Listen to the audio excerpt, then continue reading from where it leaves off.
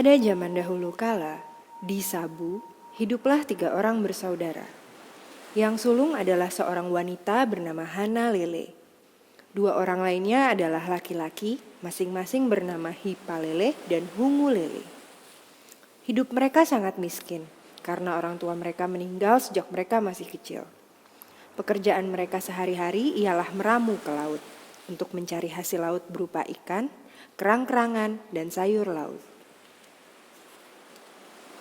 Mereka pergi ke laut pada saat air laut surut, baik pada siang ataupun malam hari. Jika mereka pergi ke laut pada malam hari, maka mereka harus membawa suluh. Usaha mereka kadang-kadang memberikan hasil yang baik, kadang-kadang tidak.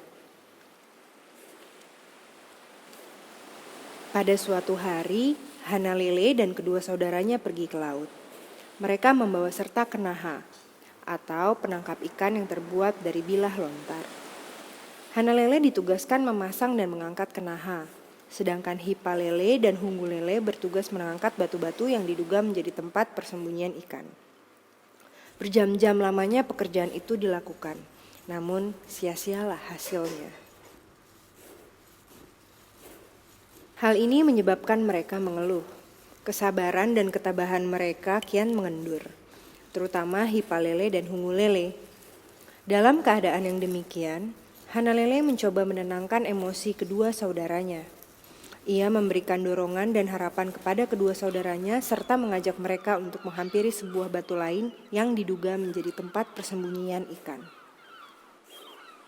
Di sini pasti ada ikan, kata Hana Lele kepada kedua saudaranya. Jika benar seperti dugaanku dan bila kita dapat menangkapnya, maka akan kuberikan kepadamu berdua untuk dimakan.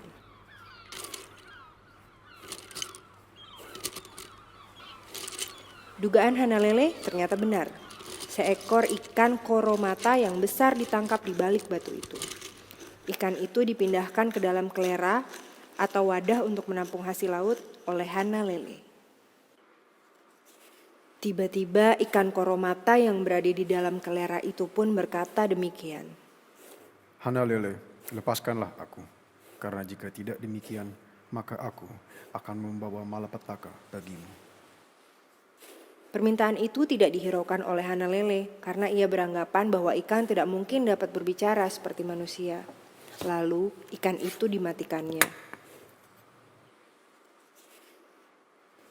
Hana Lele dan kedua saudaranya bergegas menuju ke darat. Setiba di darat, ikan itu dikeluarkan dari kelera, lalu dibersihkan dan kemudian dipanggang. Sementara Hana Lele membersihkan ikan, kedua saudaranya mengumpulkan kayu dan menghidupkan api. Tiba-tiba, beberapa sisik ikan terlempar mengenai mata Hana Lele. Ia berusaha membersihkan matanya itu dengan menggosok-gosokkan matanya, tetapi semakin digosok semakin terasa sakit. Kemudian dia berteriak-teriak minta tolong. Teriakan Hana Lele makin lama makin menjadi